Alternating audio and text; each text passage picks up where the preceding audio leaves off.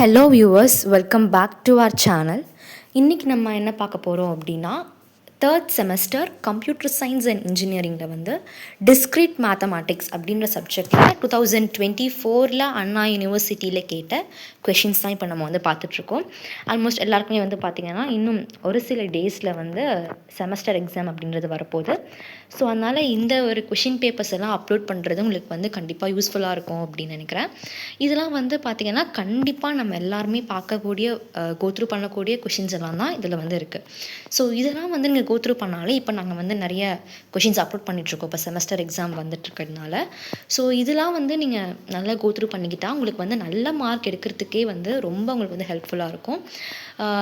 Subscribe பண்ணி வச்சுக்கோங்க. கண்டிப்பாக இந்த மாதிரி நிறைய யூஸ்ஃபுல்லான கொஷின் பேப்பர்ஸ் எல்லாமே வந்து நோட்டிஃபிகேஷனில் வந்து வந்துட்டுருக்கோம்.